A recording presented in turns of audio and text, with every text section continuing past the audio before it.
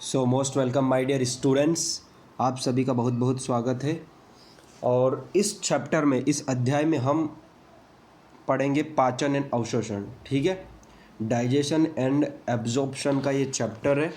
आप सभी को मैं अच्छे से बता दूं कि ये चैप्टर बहुत ही ज़्यादा इम्पोर्टेंट है। और इस चैप्टर में से 2 से 3 क्वेश्चन कहाँ आते हैं?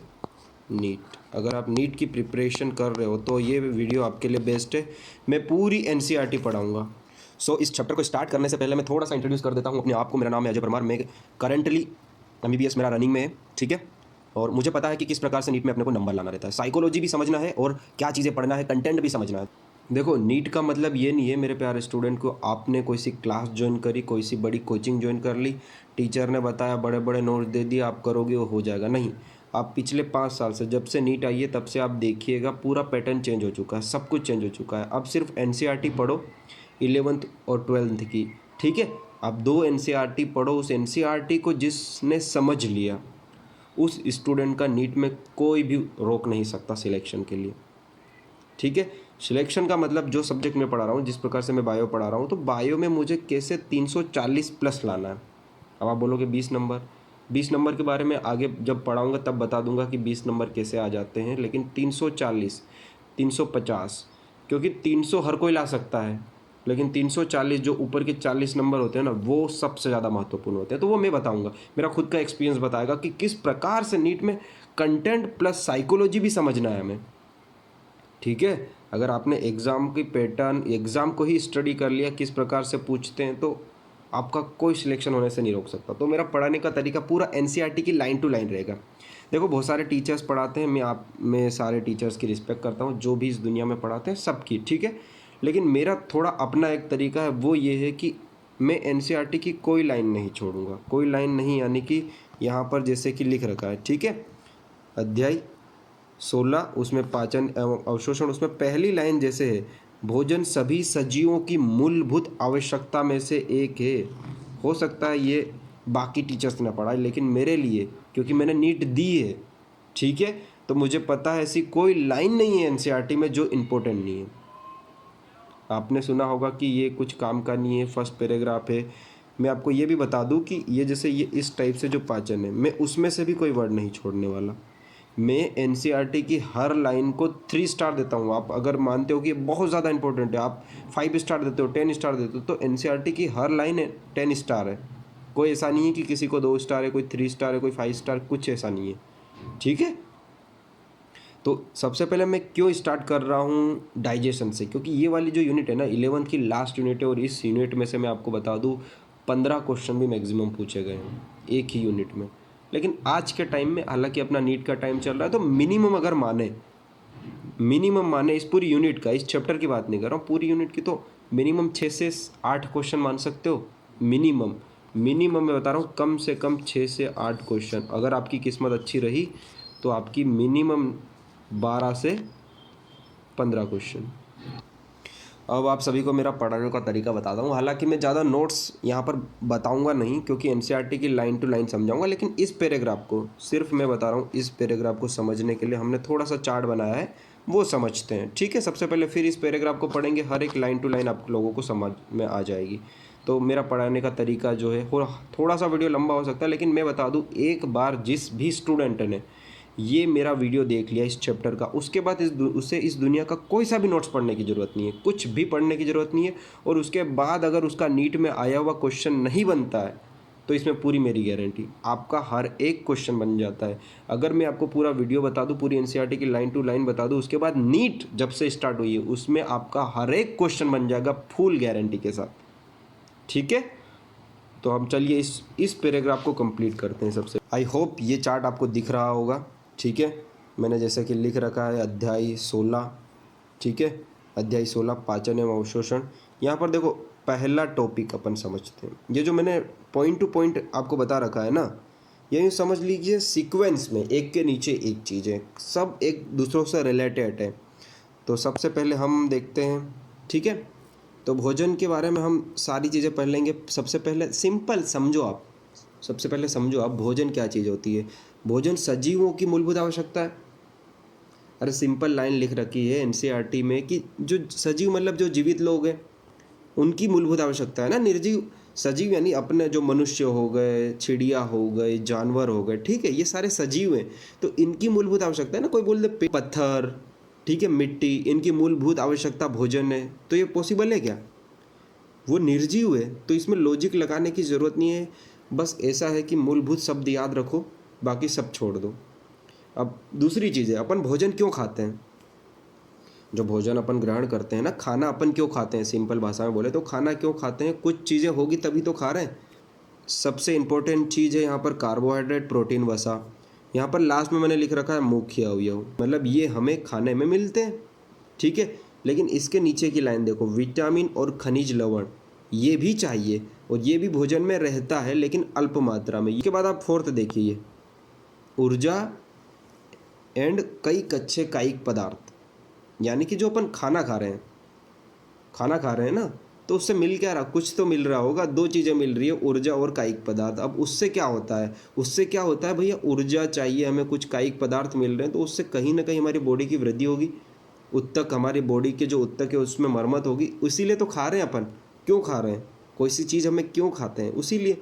उसके बाद एक अलग है कि हमारे बॉडी में जल क्यों चाहिए? निर्जलीकरण को बचाने के लिए। आप सभी ने देखा होगा गर्मी के टाइम में या ऐसे टाइम पे जब अपन पानी वगैरह नहीं पीते तो डिहाइड्रेशन हो जाता है। तो ये निर्जलीकरण यानी डिहाइड्रेशन, हमारी बॉडी में पानी की कमी हो जाती है, उसी को बोलते हैं, ठीक है। उसके बाद आप ये लास्ट वाला देखिए, हमारा जो शरीर होता है ना दोस्त, वो भोजन में जो जैव रासायनिक रहते हैं ना, उसको मूल रूप में उपयोग नहीं करते। मतलब जैसे पड़े वैसे अपन उपयोग नहीं कर सकते उसको, ठीक है। तो पाचन एक ऐसी चीज़ होती है जिसमें जटिल पदार्थों को सरल रूप में बनाते हैं। लेकिन एक वर्ड क्यों अवशोषण योग्य मैंने बताया, क्यों लिख रखा? क्योंकि एक एनसीईआरटी का वर्ड है। अब आप बोलोगे कि क्यों मैं ऐसी चीज़ें लिख रहा हूँ इसमें? क्योंकि देखो, आप कहीं से भी पढ़ लो, दुनिया के कोई से भी नोट्स पढ़ लो, लेकिन नीट की एग्ज़ाम में तो कौन सी लैंग्वेज आएगी? एनसीईआरटी की लैंग्वेज आनी है, इसीलिए मैंने लिख रखा। अब देखो उसमें कौन कौन सी क्रिया होती है, यांत्रिक और रासायनिक, यहाँ से मैं आप लोगों को बताऊँगा। ये जटिल से सरल रूप में क्या होता है ये आपको मैं अब ले जा रहा हूँ एनसीईआरटी पे, और एनसीईआरटी बताऊंगा। उससे पहले एक बार मैं आपको रिवाइज कर दूं। देखो, भोजन था। अब भोजन किसकी सबसे मूलभूत आवश्यकता है? सजीवों की। अब भोजन कर रहे हैं, भोजन में कुछ तो अवयव होंगे, तो क्या क्या है? कार्बोहाइड्रेट, प्रोटीन, वसा। अब प्रोटीन, वसा, उसके अलावा कुछ, ये तो मुख्य अवयव हो गए, कुछ अल्प मात्रा में भी होते हैं, तो विटामिन और खनिज लवण, ठीक है। अब खाना वगैरह अपन क्यों खाते हैं? कुछ चीज मिलने के लिए खाते हैं ना, कि ऐसे ही खा लेते हैं। खाना खाने से हमें ऊर्जा और कई कायिक पदार्थ प्राप्त होते हैं। अब कायिक पदार्थ, ऊर्जा, कायिक पदार्थ प्राप्त हो रही, तो उससे हमारी बॉडी में क्या हो रहा? उससे हमारी बॉडी में क्या हो रहा? वृद्धि हो रही, हमारे बॉडी की वृद्धि हो रही, हमारी बॉडी की ग्रोथ हो रही है, और उत्तकों में मरम्मत हो रही है। ठीक, लाइन ऐसे ही लिखी हुई है कि अगर जल की कमी हो जाती है ना हमारी बॉडी में, तो डिहाइड्रेशन हो जाता है दोस्त, याद रख लेना, निर्जलीकरण, ठीक है। अब दूसरी 7वीं लाइन क्या लिख रखी कि शरीर जो है ना हमारा, वो भोजन में जो जैव रासायनिक पड़े हुए हैं उसको डायरेक्टली मूल रूप में, मतलब जैसे पड़े वैसे उपयोग नहीं कर सकता है, ठीक है। अब पाचन की एक परिभाषा हमने पढ़ी कि जटिल पदार्थों को सरल पदार्थ में बनाता है, लेकिन सरल पदार्थ अवशोषण योग्य होने चाहिए। उसमें 2 क्रिया होती है, एक यांत्रिक और एक रासायनिक। अब अपन एनसीईआरटी में चलते हैं और वहाँ मैं आपको अच्छे से बताऊँगा। सो चलिए चलते हैं, पहली लाइन से हम पढ़ने वाले हैं, ठीक है। पहली लाइन से देखो बच्चों, यहाँ पर भोजन सभी सजीवों की मूलभूत आवश्यकता। पहली लाइन अच्छे से समझ में आई, ठीक है। हमने यही पढ़ा था कि भोजन किसकी? सजीवों की, ये वर्ड याद रखना। और उसके बाद मूलभूत, ठीक है। और सजीव मत याद रखना, सभी, एक एक लाइन, एक एक वर्ड याद रखना है, कोई सा भी लाइन छोड़ना नहीं है, ठीक है। अब दूसरा क्या है, हमारे भोजन के मुख्य अवयव क्या क्या है? तो कार्बोहाइड्रेट, प्रोटीन, वसा, ठीक है। उसमें क्या क्या रहता है? ये मुख्य अवयव। ये वर्ड आपको अच्छे से एनसीईआरटी खोल के बैठना है मेरे दोस्त। एनसीईआरटी जो खोल के नहीं बैठ रहा उसे समझ में नहीं आएगा। हालांकि एनसीईआरटी मैं आपके सामने खोल के बैठा हूँ, लेकिन आप भी, ठीक है। उसके बाद अलग जहाँ जहाँ मैं गोले मार रहा हूँ वो इंपॉर्टेंट है। अल्प मात्रा में क्या क्या? विटामिन और खनिज लवण, ठीक है। समझ में आ रहा है मैं क्या पढ़ा रहा हूँ?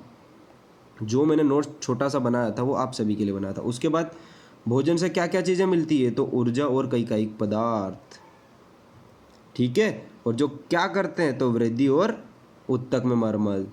और जो हम भोजन, जो उसके बाद देखिए उसके बाद ये जल की बात चल रही है, जल हम ग्रहण करते हैं, उसकी क्या, वह उपापचय प्रक्रिया में महत्वपूर्ण भूमिका निभाता है एवं जल के निर्जलीकरण को रोकता है, डिहाइड्रेशन को रोकता है। और एक लाइन जो मैं बताना भूल चुका हूँ, उपापचय क्रियाओं में, उपापचय जो प्रक्रिया उसमें महत्वपूर्ण भूमिका निभाता है कौन, वाटर। हमारा शरीर भोजन में उपलब्ध जैव रासायनिक को उनके मूल रूप में उपयोग नहीं कर सकता, ठीक है।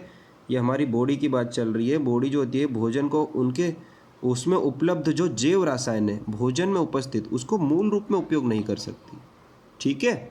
उसके बाद देखिए आप, उसके बाद मैं आपको बताना चाह रहा हूँ कि पाचन तंत्र में छोटे अणु विभाजित करने का साधारण पदार्थ परिवर्तित किया जाता है। अब देखिए पाचन क्या चीज़ होती है, तो जटिल पोषक पदार्थ, जो जटिल पोषक पदार्थ होते हैं उनको अवशोषण योग्य सरल पदार्थों में रूपांतरित करते हैं, इसी को पाचन कहते हैं। इसका सिंपल एग्जांपल दूंगा, जैसे हम रोटी खाते हैं, ठीक है, फुल रोटी खाते हैं, मान लेते इसके टुकड़े टुकड़े करके अपन खाते हैं, मान लेते हैं ये कितना छोटा टुकड़ा ये हमारे मुंह में गया, ठीक है, लेकिन मुंह में जाने के बाद इसके इतने टुकड़े नहीं हो गए। समझ में आ रहा है मैं क्या पढ़ा रहा हूँ? ये है अपना क्या, जटिल जटिल पदार्थ, और ये है कौन से, सरल। तो जटिल से सरल बनने को ही क्या बोलते हैं, पाचन। देखिए उसके बाद में ये दो चीज़ें जो सबसे इम्पोर्टेंट है, कौन सी, यांत्रिक और रासायनिक विधि। मैंने क्या बोला था, जब जो हम खाना खाते हैं ना, जैसे जो अपन भोजन खा रहे हैं, ठीक है, ये हमारा भोजन है, इसको अपन छोटे छोटे टुकड़ों में बांटते हैं, मतलब जटिल को सरल में बना रहे, इसी को क्या बोला जाता है, पाचन। अब इसमें कौन कौन सी क्रियाएं होती है, यांत्रिक और रासायनिक। यांत्रिक यानी कि इसको इंग्लिश में बोला जाता है मैकेनिकल। अब इससे मैं क्या बताना चाह रहा हूँ, मैकेनिकल यानी कि मशीनरी वाला काम। मशीन क्या करती है, चीज़ों को क्या करती है, तोड़ने वाली चीज़ें काम करती है, मतलब यानी कि मशीन से हम किसी चीज़ों को तोड़ते हैं ना, जस्ट फॉर एग्जांपल अपन पत्थरों को तोड़ रहे या लकड़ी को तोड़ रहे, जो भी तोड़ रहे, मतलब ऐसी चीज़ों को अपन यांत्रिक विधि बोला जाता है, मैकेनिकल प्रोसेस बोला जाता है। और रासायनिक, रासायनिक मतलब सिंपल चीज़ें, रासायन आएगा तो हमारे दिमाग में क्या चीज़ आएगा, केमिकल, ठीक है। तो इन दोनों चीज़ों को समझाना चाहता हूँ। तो देखो यांत्रिक है, यांत्रिक का मतलब इसको कौन टुकड़ों टुकड़ों में बांट रहा, जो रोटी अपन खा रहे हैं ना मुंह में, कौन छोटे छोटे टुकड़ों में बांट रहा, तो दांत। तो सबसे पहले हमारे दांत क्या करती है, हम रोटी खा रहे हैं, रोटी को दांत छोटे छोटे टुकड़ों में तोड़ रहा है, यानी कि वहाँ पर एकदम मशीनरी वाला काम हो रहा है कि बड़ी चीज़ों को, बड़ी बड़ी लकड़ियों को मान लेते हैं, जस्ट फॉर एग्जांपल लकड़ी को मशीन छोटे टुकड़ों में बांट रहा है, वैसे हमारे दांत इस बड़ी रोटी को छोटे छोटे कण में तोड़ रहा है। तो ये हो रही गई हमारी यांत्रिक प्रोसेस। अब केमिकल, केमिकल यानी कि भोजन हम अपन खा रहे हैं ना, क्या मुंह में ही रहता है क्या, उसके बाद कहाँ कहाँ जाता है, मैं अभी पूरी प्रोसेस बताऊंगा आप लोगों को पाचन तंत्र में। तो अंदर जाता है, हमारे आमाशय तक जाता है, हमारे इंटेस्टाइन, फिर अवशोषण होता है ना, तो क्या ऐसे ही चले जाता है, तो हर जगह क्या होती है, ग्रंथियाँ, ग्लैंड्स होती है, जो ग्लैंड्स स्त्राव करती है रसायन को, रसायन को यानी कि ग्लैंड्स क्या, हार्मोन्स रिलीज करती है, तो वो हार्मोन ही रसायन है, केमिकल है।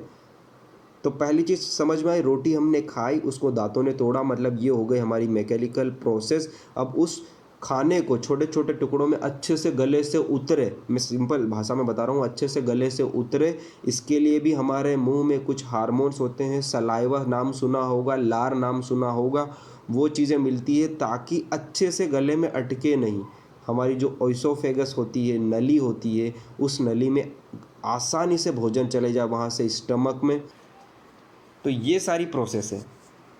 तो ये मैं इतनी बड़े तरीके से क्यों बता रहा हूँ दोस्त, इसके भी रीज़न है, ठीक है, इसके भी रीज़न है।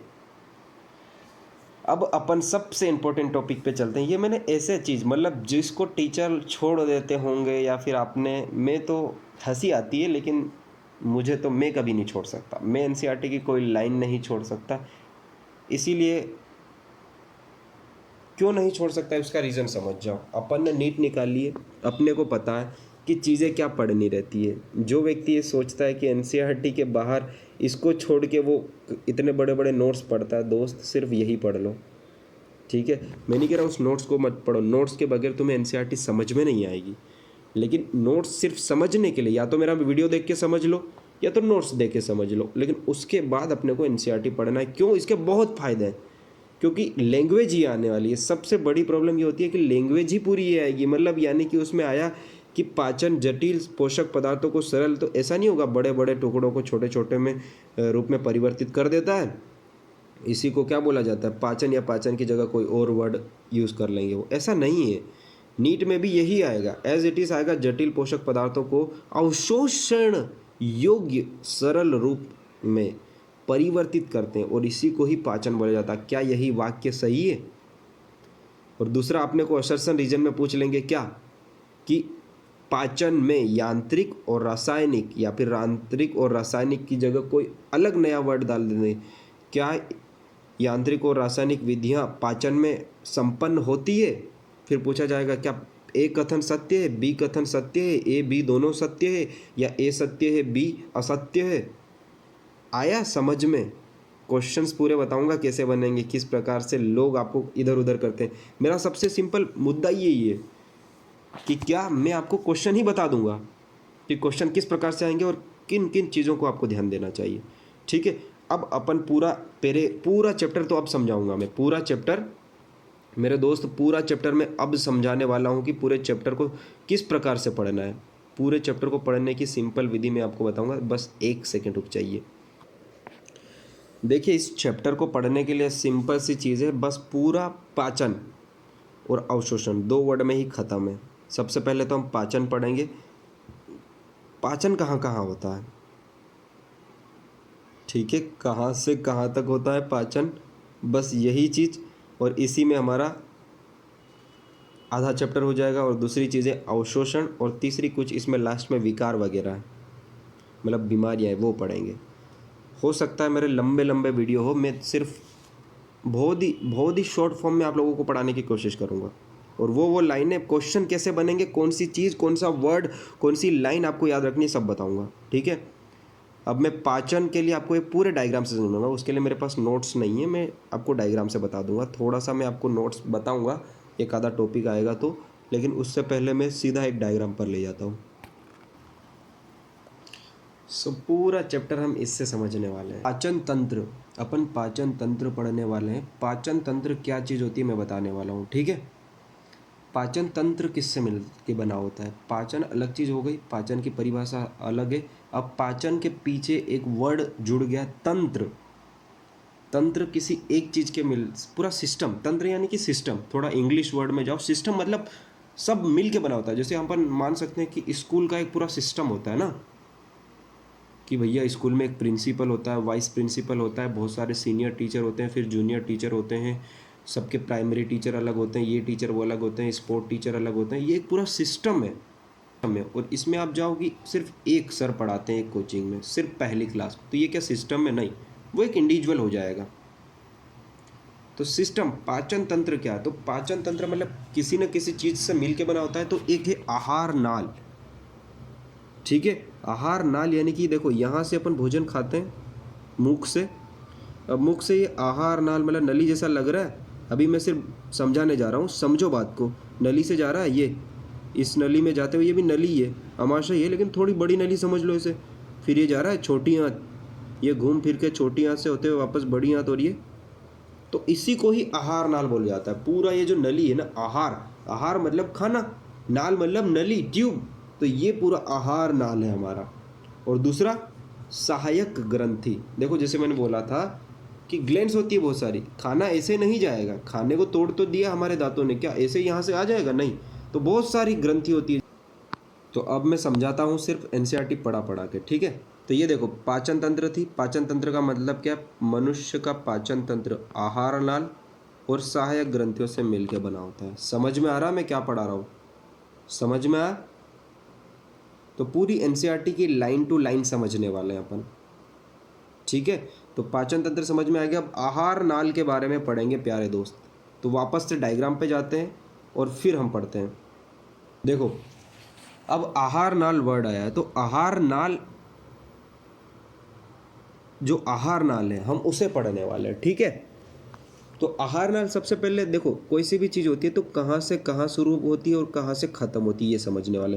मैंने क्या बोला था, ये पूरी आहार नाल है, यहाँ से स्टार्ट होता है, ये घूम रही, ये घूम रही, ये अंदर घूमी, फिर बाहर होके ये। तो स्टार्ट कहाँ से हो रही है? यहीं से। तो इसका नाम क्या है? मुख। सिंपल है ना, हमारे मुंह से स्टार्ट हो रही है। ठीक है, समझ में आ रहा है? आहार नाल कहाँ, हमारे मुंह से स्टार्ट हो रही है और ये यहाँ पर गुद्दा में जाके खत्म हो रही है। तो सिंपल लाइन एनसीईआरटी में लिख रखी है, जो बच्चों की एग्जाम में आया भी है, लेकिन उन्हें यही सिंपल सी चीज़ समझ में नहीं आ रही, आहार नाल कहाँ से कहाँ जा रही है। तो डायग्राम में देख के समझ लो, दिमाग में देख के समझ लो कि मुख से स्टार्ट होती है और गुद्दा में खत्म होती है, बात खत्म। अब देखो, ये तो अपन ने समझ लिया कि मुख से स्टार्ट होती है और गुद्दा में खत्म। अब अपन एक एक चीज़ें समझेंगे इसमें कि जो मुख होता है, ये हमारा मुख रहा, यहाँ पे लिख रखा है, ये कहाँ पे खुल रहा है, तो ये यहाँ पर लिख रखा है मुख गुहा। जो ये मुख रहता है ना, ये हमारा मुंह जो है, और मुंह के अंदर जो मुख गुहा मतलब जो बड़ा सा अपन खोलते हैं, हमारा सब कुछ होता है ना, दांत होती है, जीभ होती है, सारी चीज़ें होती है, इसी को बोला जाता है ओरल कैविटी या फिर हिंदी में मुख गुहा। ठीक है, तो मुंह कहाँ पे खुलता है, तो मुख गुहा के अंदर। सिंपल भी चीज़ें बता दी ना, मैं आपको बता रहा हूँ, सिर्फ मुख गुहा मुख में खुलता है तो उसमें भी आप कंफ्यूज हो जाओगे। तो ये चीज़ें समझनी है, मुख खुलता है मुख गुहा के अंदर। ठीक है, अब जैसे कि मैंने बताया, दूसरी लाइन हमारी एनसीईआरटी की हम पढ़ेंगे तो उसमें क्या रहेगा कि मुख गुहा में क्या क्या चीज़ें होती है। तो मुख गुहा में कई दांत होते हैं, ठीक है, कई दांत होते हैं, और क्या होती है, एक पेशजिह्वा होती है। समझ में आया, समझ में आया कि नहीं आया, समझ में आ रही है चीज़ें, एनसीईआरटी कैसे पढ़नी है समझ में आ रही है। मुख गुहा में खुला, मुख गुहा में क्या है, कई दांत है और एक पेश्य। ये चीज़ क्यों याद रखना, एक ही तो है, एक ही तो जीव है और दांत बहुत सारी, इसीलिए कई दांत बोला। ठीक है, अब दांत 2-4 प्रकार के होते हैं, उसके लिए मैंने छोटा सा एक डायग्राम जैसा बना रखा है, वो तो देखिए, दांतों के ऊपर क्या है कि मैं समझाना तो आपको सिंपल तरीके से चाहता था, लेकिन वो एनसीईआरटी से पहले मैं छोटा सा नोट्स बता दूं। हालांकि मैं हर चीज़ के लिए नोट्स नहीं बताता हूँ, ठीक है, लेकिन इस चीज़ों में बता देता हूँ। दांत 3 प्रकार के होते हैं, या दांत के 3 लक्षण होते हैं। ठीक है, 3 प्रकार के नहीं बोल सकते, दांत के 3 लक्षण बोल सकते हैं। तो एक होता है गर्त दंती, इसको आप अच्छे से देखो। गर्त दंती आगे मैंने क्या लिखा है, जबड़े में बने एक सांचे में स्थित होता है, मतलब हमारे जबड़े के एक सांचे में स्थित होते हैं ना जितने भी दांत होते हैं। तो पूरे सांचे में जो भी दांत स्थित होते हैं, इस प्रकार के दांतों को, या इस प्रकार की जो एक विधि है, या इस प्रकार का जो लक्षण है जो सांचे में बने होते हैं, इसी को गर्त दंती बोलते हैं। ठीक है, और उसके बाद द्विबार दंती। द्विबार दंती मतलब नाम में ही है, द्वि मतलब दो बार जीवन काल में आते हैं, अस्थाई और एक स्थाई। इस अस्थाई यानी कि दूध के टाइम के दांत, और उसके बाद दूध के बाद आप रिलेट भी कर सकते हो, हमारे बचपन में दांत गिरे थे, उसके बाद दांत नहीं गिरते हैं, तो जो गिर गए और जो दोबारा आ गए वो दूध के दांत थे, जो अस्थाई दांत थे, अब स्थाई वाले आ चुके हैं। और तीसरा है विषम दंती, यानी कि 4 प्रकार के दांत होते हैं हमारे मुख में, पता ही है हमारे को, कृतघ्न, रदनक, अग्रचवर्णक, चवर्णक, और इंग्लिश में सभी को पता होगा, इंसेसर, केनायन, प्रीमोलर एंड लास्ट वाला मोलर। ठीक है, अब इन दांतों को थोड़ा सा फील भी कराने वाला हूँ मैं। और इस जो बहुत सारे लोगों को ये दंत सूत्र जो 21-23 और 21-23, इसका मतलब क्या है समझ में नहीं आता है। ठीक है, आज मैं वो बताने वाला हूँ। देखो, सिंपल चीज़ है, ये जो ऊपर वाले दांत है ना, यही यहाँ पर है, जो 2 हैं, 2 1 2 3, ये हमारे मुख में आप फील करो, ये एक साइड का है, मतलब जो बीच के दांत 2 हमारे जो एक जैसे लगते हैं ना, वहाँ से एक तरफ का जबड़ा उस तरफ का छोड़ दो, एक तरीके का, तो वहाँ से आप टच करो, जैसे जैसे मैं बता रहा हूँ, फील करो। आप एक काम करो, अपनी उंगली से अपने दांतों को फील करो। सबसे पहले बीच में से 2 दांत थे, 2 को निकाल दिया, इधर वाले जबड़े को छोड़ दो, 1 को गिनो, अब 1 और 2। ठीक है, ये जो 2 आपको फील हुए होंगे, ये है क्या, इंसिसर, मतलब कृतज्ञ। ठीक है, कृतक। अब उसके बाद एक लिख रखा, यानी कि रदनक, केनायन। केनायन कितना है, 1 है। आप देखो, ये अलग ही चाकू जैसा दिख रहा है, आप फील करोगे तो भयंकर ये तीखा है, बहुत ही भयानक तीखा है। ठीक है, उसके बाद प्रीमोलर 2 रहेंगे, और उसके बाद लास्ट में देखो मोलर 3। ठीक है, अब बोलोगे आपकी एज के हिसाब से किसी के 30 भी दांत होते हैं, किसी के 32 होते हैं, किसी के 28 भी होते हैं। ठीक है, लेकिन ये आपको वहाँ से फील हो जाएगा, एक साइड के दांत है। अब आपको इसको दुगुना कर दो, कितना हो जाएगा, 2 1 3 4 5 6 7 8, और 8 इस साइड होंगे तो 8 8 16, और 16 नीचे होंगे तो 16 16 32।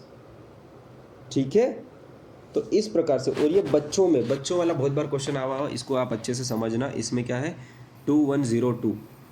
तो बच्चों के दांत में क्या होता है कि जो प्री मोलर होता है ना, वो एब्सेंट होता है मेरे दोस्त। 2 बता रखा, सबसे पहले के क्या होंगे, ये कृतक मतलब इंसिसर, ये तो दो हैं सही।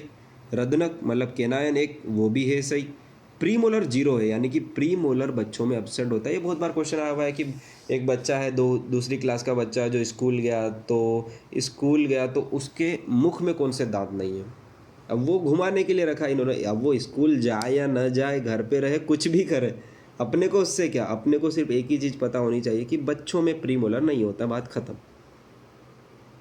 ठीक है, भले ही एनसीईआरटी में नहीं है लेकिन 2 बार आया हुआ क्वेश्चन है, इसलिए बच्चों का थोड़ा याद रखिए, प्रीमोलर नहीं होता है।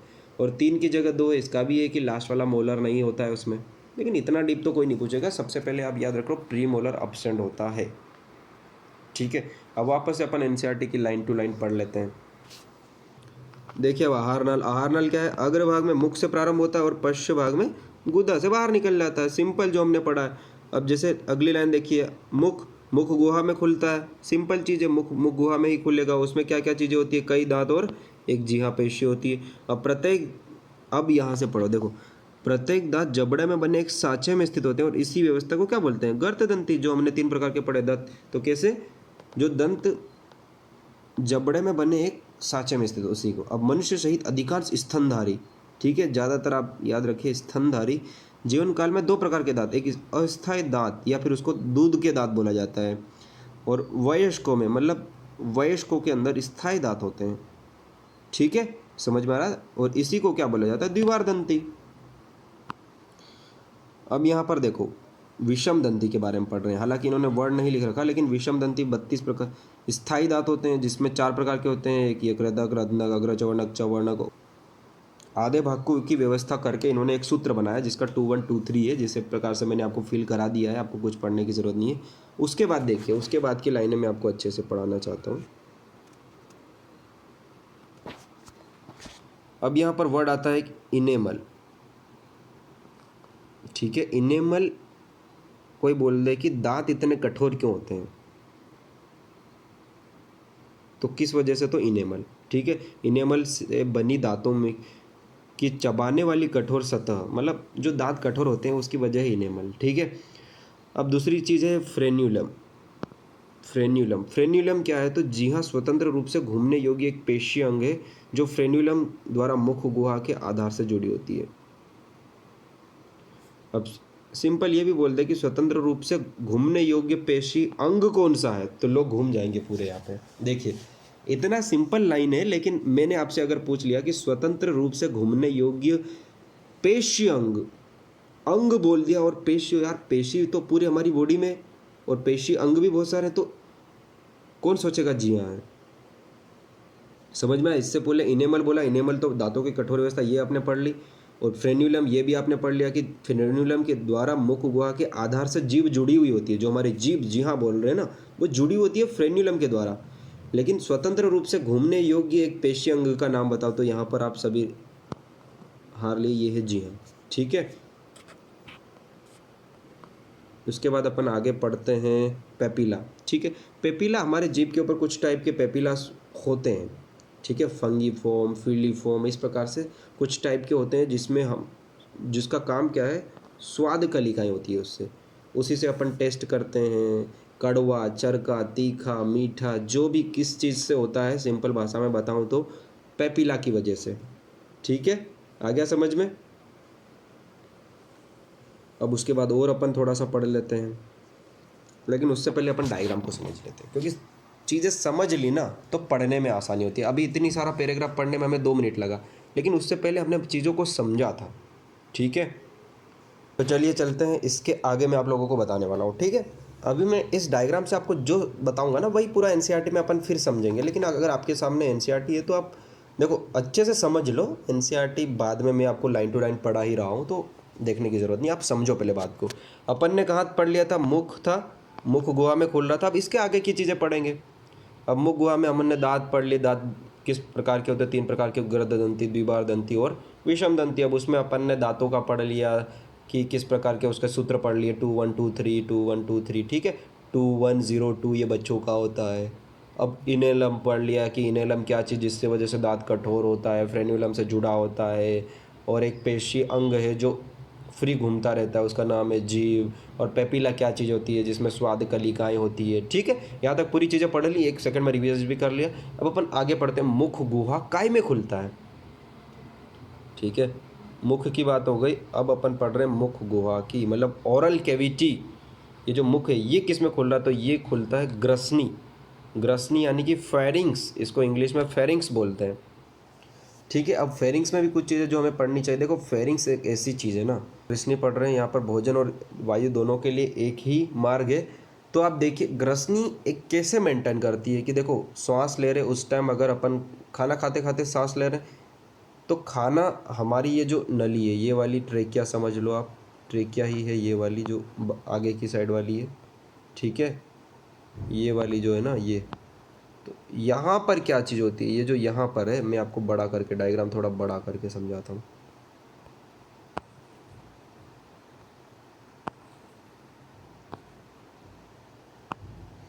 ये देखिए ये दोनों सेम मार्ग है। ठीक है, समझ में आ रहा है। तो यहाँ पर ऐसी क्या चीज़ है जो भोजन को यहाँ पर जाने को मजबूर करती है, भोजन यहाँ क्यों नहीं घुसता। तो यहाँ पर एक चीज़ होती है जिसका नाम आपने सुना होगा, हिंदी में उसको उपास्थीमय घाटी बोलते हैं, इंग्लिश में इपीग्लोटिस बोलते हैं। इपीग्लोटिस के कारण ही भोजन श्वास नली में नहीं जाता है। ठीक, उसके बाद जो ये ग्रसनी है ना, ये वाली हमारी ग्रसनी, ये काई में खुलती है, ये जाती है आगे ग्रसिका। ग्रसिका को इंग्लिश में बोलते हैं ओइसोफेगस। ठीक है, ओइसोफेगस आपने देखा होगा इसका नाम। तो ये है यहाँ से आ रही है, यहाँ से यहाँ तक रहेगी, यहाँ से फिर दूसरी चीज़ आ रही है, तो ये है अपनी क्या, ओइसोफेगस, ग्रसिका। ठीक है, अब ग्रसिका की कुछ चीज़ें हमें पढ़नी चाहिए कि ग्रसिका एक पतली लंबी नली है, दिख रहा है, पतली लंबी नली है। ठीक है, और ये कहाँ से कहाँ तक होती है ये याद रख लो। ये इस चीज़ को क्या बोलेंगे अपन, गर्दन, गर्दन ही तो है।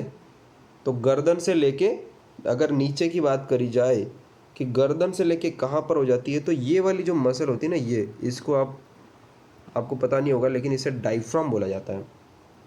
ठीक है, तो हिंदी में इसको मध्यपट बोलते हैं।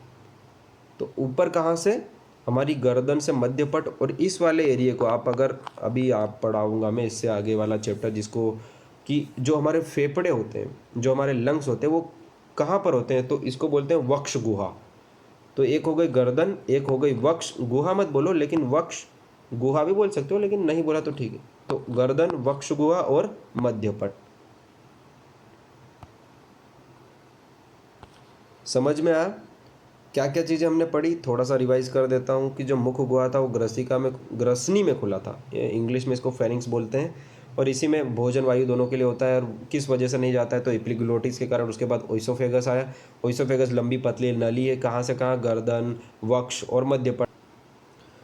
उसके बाद ये खुलता है अमाशय, अमाशय मतलब स्टमक। ठीक है, इसका आप शेप या, तो जो स्टमक है अमाशय है वो जे शेप का होता है, और दूसरा ये थैली जैसा दिख रहा है, थैले जैसा, थैली नुमा आकार हो गया। ठीक है, उसके बाद देखिए, उसके बाद एक सबसे इम्पोर्टेंट चीज़ है जो मैं आपको बताने जा रहा हूँ यहाँ पर, वो बहुत बार क्वेश्चन आया भी हुआ है। ठीक है, कि जो ये क्या है, ओइसोफेगस था, और ये क्या था, स्टमक था। अब इसके बीच में क्या है, ये ऐसे ही आ जाएगा का कुछ अवरोध ही नहीं होगा। देखो उसका नाम भी मैं बहुत सिंपल तरीके से बताऊंगा, अमाशय ग्रसिका अवरोधी। देखो इसी से जुड़ा हुआ है, लोगों को ये तो पता रहता है कि ये क्या चीज़ होती है, लेकिन इसके नाम में ही इसका नाम है। क्या नाम है इसका, अमाशय ग्रसिका, और दोनों को रोक रहा है तो अवरोधी, अवरोधी। तो यहाँ पर जो होता है किस किस के बीच में, ग्रसिका और अमाशय के बीच में जो अवरोधी होता है उसका नाम है अमाशय ग्रसिका अवरोधी।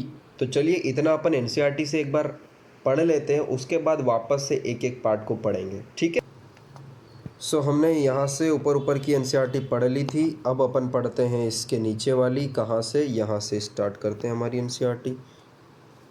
मुख गुहा तक हमने पढ़ लिया था। ठीक है, अब मुख गुहा कहाँ खुलती है ये अपन ने पढ़ा, तो ग्रसिका में, सिंपल, ग्रसिका में खुली। अब ग्रसिका का क्या है, वायु और जल दोनों के लिए एक ही पथ है, याद रख लेना, एक ही रास्ता है जो अपन ने पढ़ा था। और उसके बाद देखिए उपास्थीमाय घाटी ढक्कन जो होता है, जो भोजन को निगलते समय, मतलब भोजन अपन खा रहे हैं उस टाइम जो सांस भी तो लेते हैं, सांस तो अपन हमेशा लेते हैं, तो श्वास नली में प्रवेश से रोकता है। और कौन रोकता है? ये उपास्थीमय घाटी। उसके बाद देखिए, उसके बाद अपन ने पूरी ग्रसिका जो फेरिंग्स था, ग्रसनी नाम है उसका, ग्रसनी फेरिंग्स में थोड़ा सा इंग्लिश हिंदी में हो जाता है, जो ग्रसनी है, ठीक है। उसके बाद क्या आती है? ग्रसिकाय, यानी कि इसोफेगस, ठीक है। इसोफेगस, इसोफेगस क्या है? एक पतली लंबी नली है, ठीक है, जो कहाँ से कहाँ तक मैंने डायग्राम में बढ़िया समझाया था। गर्दन सबसे ऊपर, उसके बाद बीच में पूरा फेफड़े वाला इलाका, फेफड़ा वक्ष गुहा में होता है तो वक्ष हो गया, और नीचे जो मैंने यूँ करके एक वो एक मसल जो मध्य पट था जिसका, ठीक है। अब ये था, अब इसका शेप कहाँ से कहाँ तक ये पता चल गई, गर्दन, वक्ष और मध्यपट। अब क्या शेप था? जे शेप ये रहा, और दूसरा थैलीनुमा ये रहा। उसके बाद अपन आगे पढ़ते हैं, दूसरा पेज में खोलता हूँ। अब आप ये देखिए, ग्रसिका, ग्रसिका इन ओइसोफेगस का अमाशय, अमाशय यानी स्टमक में खुलना, एक पेशीय अमाशय ग्रसिका अवरोधी द्वारा नियंत्रित होता है। आ गया समझ में? इतना इतना मैंने आप लोगों को बता दिया। अब मैं आपको इससे आगे के बारे में बताता हूँ, ठीक है। एक और चीज़ यहाँ से ही आप पढ़ लो कि अमाशय, देख लो, ये यहाँ पर आपको अच्छे से नहीं दिखेगा, मैं आपको थोड़ा सा अच्छे से क्लियर बताना चाहूँगा।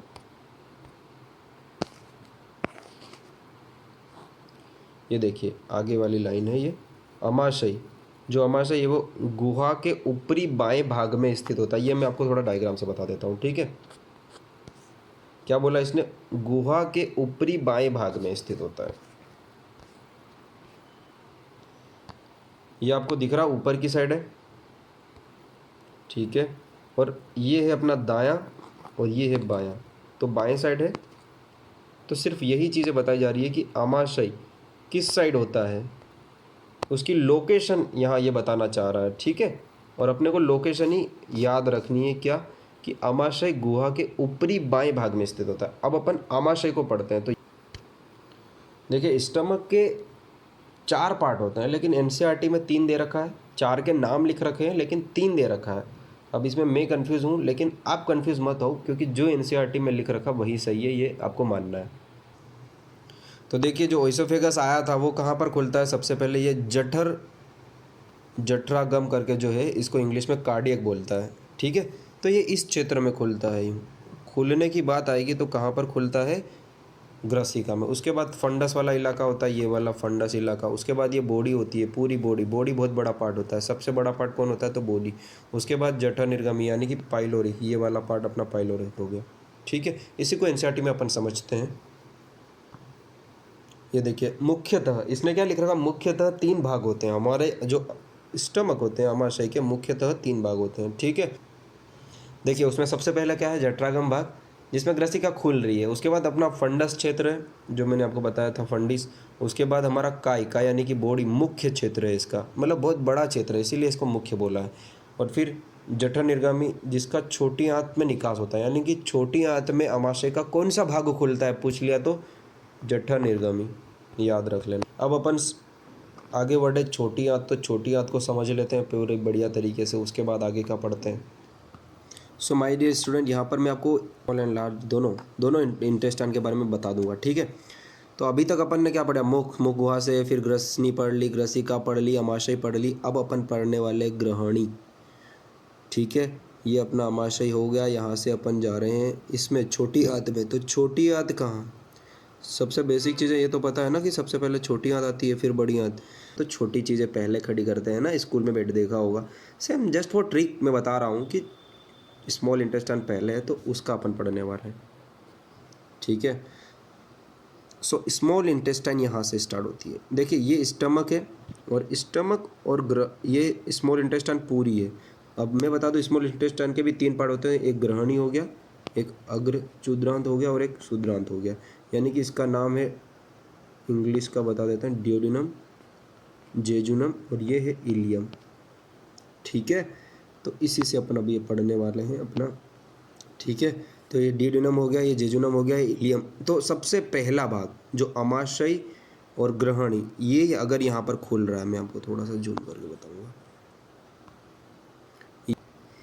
ये हमारा स्टमक हो गया, और ये हमारी स्मॉल इंटेस्टाइन का पहला पार्ट ड्यूोडेनम हो गया, तो इसके बीच में भी तो अवरोधी थी। इसके बीच में अगर अवरोधी था, क्या ना था, ग्रसिका अमाशय अवरोधी जो था, अमाशय ग्रसिका अवरोधी था, तो इसके बीच में भी तो कोई अवरोधी होगा। तो यहाँ पर भी एक अवरोधी होता है जिसका नाम होता है, मैं आपको बता रहा हूँ, जठर निर्गम अवरोधी। ऑल राइट, इसका हिंदी नाम मैं आपको बता दूं अच्छी तरीके से, जठर निर्गमी अवरोधी, जो अमाशय का ग्रहणी में निकास किसके द्वारा नियंत्रित होता है, तो जठर निर्गमी अवरोधी। ठीक है।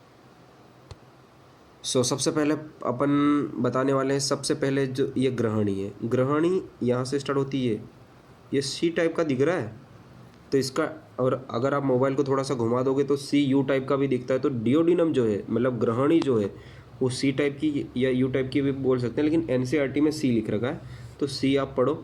ये थोड़ा कुंडली जैसा लग रहा है, जेजुनम, जेजुनम थोड़ा सा कुंडली में ही लग रहा है। और उसके बाद ये इलियम आ गया, अपना इलियम, और दूसरे कलर से इसको अपन करते हैं, ये अपना हो गया इलियम।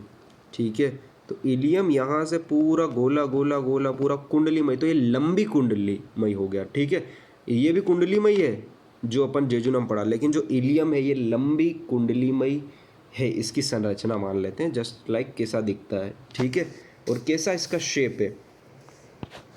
तो ठीक है, तीनों चीज़ें समझ में आई, तीनों चीज़ें अच्छे से आई थिंक समझ में आ गई। जेजुनम, ड्यूोडेनम, इलियम, इतना अपने को एनसीईआरटी में पढ़ना है। इसके बाद अपन जो लार्ज इंटेस्टाइन है वो भी पढ़ लेते हैं साथ में, उसके बाद अपन एनसीईआरटी रीड करेंगे। ठीक है, सो अपन ने क्या पढ़ा, मुख, मुखगुहा, ग्रसनी, ग्रसिका, आमाशय भी पढ़ लिया। अब तो अपन ने स्मॉल इंटेस्टाइन, अब अपने को इंटेस्टाइन में जाता है, बड़ी आंत में जाना है। तो बड़ी आंत, जो छोटी आंत होती है उसकी लास्ट थी अपनी कौन सी, शुद्रांत, यानी कि ये वाली। अपन इसका कलर थोड़ा चेंज कर लेते हैं। ठीक है, शुद्रांत, तो यहाँ से इसको इलियम बोला था, इलियम खुलती है। ठीक है, इलियम यानी कि शुद्रांत जो होती है, शुद्रांत बड़ी आंत में खुलती है। तो बड़ी आंत में क्या क्या चीज़ होती है, बड़ी आंत जो होती है वो किस किस चीज़ की बनी होती है, वहाँ पर बता रहा है, एक अंधनाल, एक बृहद्रांत। बृहद्रांत तीन टाइप के होते हैं, अवरोही, अनुप्रस्थ और अवरोही। ठीक है, और तीसरा चीज़ क्या है, तो मलाशय।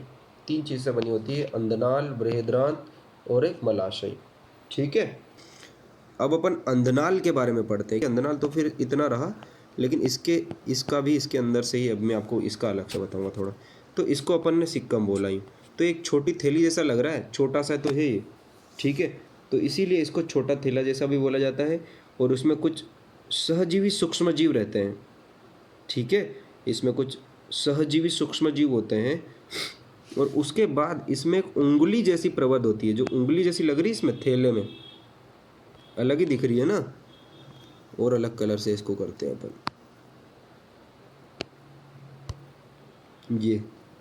ये देखिए उंगली जैसी, ये वाली, तो इसी को बोला जाता है मेरे दोस्त, उंगली जैसा एक दिखता है, जिसको प्रवर्ध या परिशेषुका कहते हैं। ठीक है, और ये क्या चीज़ है, एक अवशेषी अंग है। अब अपन ने अंधनाल पढ़ लिया। बढ़िया, किस किस चीज़ की बनी होती है मैंने बताया था, अंधनाल, बृहदांत और मलाशय। तो बृहदांत, अब बृहदांत पढ़ते हैं, 1 2 3 और 4, चार चीज़ों से मिल के बनी होती है बृहदांत, ऐसा आप याद रखना। ठीक है, और बृहदांत को इंग्लिश में कोलन बोलते हैं, वो आप सभी को पता ही होगा।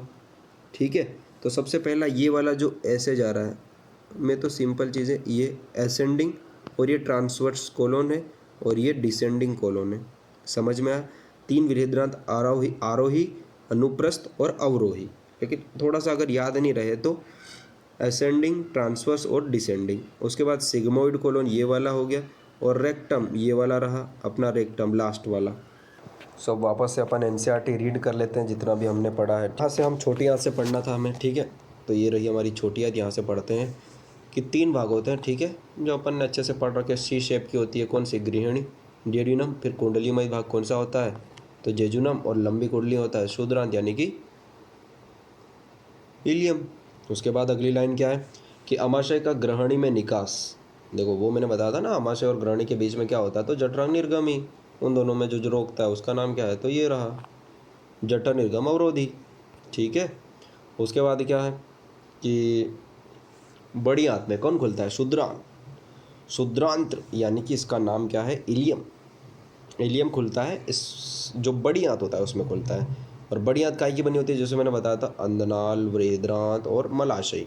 अब अंधनाल क्या होता है, एक छोटा थैला जो मैंने आपको बताया, और उसमें क्या होता है, कुछ सूक्ष्मजीवी, सहजीवी, सूक्ष्मजीवी, ये याद रखना है, सहजीवी सूक्ष्मजीवी बहुत बड़ा हुआ क्वेश्चन है। देन अंधनाल, अंधनाल क्या चीज़ होती है, उंगली जैसी। अंधनाल एक उंगली जैसा प्रवध या परिशेषिका निकालता है, जिस एक अवशेषी अंग है, ठीक है। जो अंधनाल से, जैसे मैंने एक बताया था ना, नीचे की साइड एक अवशेषी अंग है, उसी को ही परिशेषिका या प्रवर्धक बोलते हैं, उंगली जैसी शेप की, ठीक है। देन आप देखिए, अंधनाल बड़ी आंत में खुलता है, ठीक है। वृहद्रांत जो होते हैं वो 4 होते हैं, आरोही, अनुप्रस्थ, अवरोही और सिग्मोइड। देन जो अवरोही भाग होता है वो मलाशय में खुलता है, ठीक है। मैंने बताया था आपको, चारों भाग के बाद मलाशय में, और जो मल द्वार एनस के द्वारा बाहर चले जाता है। सो अगला टॉपिक ये है कि हम स्तर पढ़ने वाले हैं, मतलब यहाँ से ओइसोफेगस से लेके पूरा, यहाँ से छोटी आंत, फिर बड़ी आंत, यहाँ से जो मलाशय है ना, या मलाशय तक, ओइसोफेगस ग्रसिका से लेके यहाँ से लेके यहाँ तक की जो भी ये आहार नाल है ना, हम क्या कर रहे हैं, इसकी एक आहार नाल की एक छोटा सा टुकड़ा ले रहे हैं। मान लो इतना सा अपन ने लिया, उसका छोटा सा टुकड़ा, उसके 4 स्तर होते हैं। जैसे अपन अभी इसको डायग्राम के थ्रू समझेंगे। हमारे पास इसका एनसीईआरटी में बहुत ही अच्छा डायग्राम दे रखा है, ये वाला। ये क्या किया है, कोई सा भी पूरी आहार नाल में से अपन ने ये, इसने आंत का ले रखा है। देखिए इसके 4 स्तन है, पहला है सिरोसा, देन दूसरा ये पेशी यानी मस्कुलरिस, फिर सब म्यूकोसा एंड देन म्यूकोसा, ठीक है। तो इनके अपने अपने कुछ काम है। देखो इसके ऊपर बहुत बार क्वेश्चन आया हुआ और बहुत ज़्यादा डिफिकल्ट जैसा भी लगता है, लेकिन इसको मैं आपको बहुत आसानी से उनके एक एक कार्य बता दूंगा, आपको मज़ा आ जाएगा। देखिए इसको याद कैसे रखना, बहुत सारों को यही कन्फ्यूज़न होता है कि सबसे बाहर की परत कौन सी होती है, सबसे अंदर की। तो एक एग्जांपल अपनी लोकल लैंग्वेज में देना चाहता हूँ कि पुराने टाइम पे जो हमारे गुरु होते थे, तो गुरु सबसे बड़ा, यानी कि आज के टाइम पे गुरु को क्या बोला जाता है, सर। सो सबसे बाहर सिरोसा। जस्ट फॉर एग्जांपल बता रहा हूँ कि सबसे ज़्यादा बाहर कौन होता है, सिरोसा। जस्ट फॉर याद रहने के लिए मैं बता रहा हूँ कि अपने को याद रहे, क्योंकि जितना सिंपल भाषा में मैं समझाऊंगा उतना आपको याद रहेगा, ठीक है। तो सिरोसा सबसे बाहर है, तो बाकी उसके अंदर ही रहेगी, और म्यूकोसा सबसे अंदर। सो अभी अपन एक एक के बारे में बता देता हूँ। ये जो सिरोसा है इसका क्या होता है, इसका क्या रोल है, उसके बाद मस्कुलरिस का क्या रोल है, सब म्यूकोसा का और म्यूकोसा। तो अभी अपन सिरोसा की बात करें, ठीक है। तो 2 चीज़ों की बनी होती है, एक मेसोथेलियम और कुछ संयोजी ऊतक से बनी होती है। और जो उसके बाद अपन मस्कुलरिस पे आ जाते हैं, ये पेशी वाली। तो मस्कुलरिस में क्या है कि इसके 2 भाग है, सबको पता है। एक कौन सा हो गया, ये भीतरी और एक बाहरी। तो भीतरी को ही आंतरिक वर्तुल और बाह्य अंतर्वेदिक पेशियों का बना होता है, 2 चीज़ों का बना होता है, एक आंतरिक वर्तुल पेशी का और एक ये, और कुछ जगहों पे तिर्यक भी होता है। देन सब म्यूकोसा। तो सब म्यूकोसा का की, बस एक एक चीज़ें याद रखना कि किस किस चीज़ की मिलकर बनी होती है। अब सब म्यूकोसा की बात करें तो ये सबसे इंपॉर्टेंट है, थोड़ा हटके अंदर की साइड है, इसको याद रखने के लिए मैं बता रहा हूँ। अंदर की साइड है तो ये कहे कि इसमें रुधिर रहेगा, लसिका रहेगी, इसमें तंत्रिका युक्त मुलायम संयोजी ऊतक, ठीक है। 3 चीज़ें याद रखना, क्या, रुधिर, लसिका और तंत्रिका युक्त मुलायम संयोजी ऊतक। सिरोसा का क्या था, एक पतली मेसोथेलियम और कुछ संयोजी ऊतक। उसके बाद जो हमने बाद में बात किया उसका क्या क्या था, बाह्य था। तो बाह्य से अपन ने बाह्य अनुदैर्ध्य पेशियाँ, और अंदर था तो आंतरिक वर्तुल पेशियाँ कर दी थी, ठीक है। उसके बाद सब म्यूकोसा, तो सब म्यूकोसा में रुधिर, लसिका और तंत्रिका एक संयोजी ऊतक से बनी होती है। इसमें एक चीज़ याद रखना कि जो सब म्यूकोसा सिर्फ ग्रहणी की बात करें, मतलब डियोडिनम ग्रहणी याद रखना, उसमें कुछ ग्लैंड्स पाई जाती है, कुछ ग्रंथियाँ पाई जाती है, ठीक है। ये अलग एक यूनिक चीज़ है।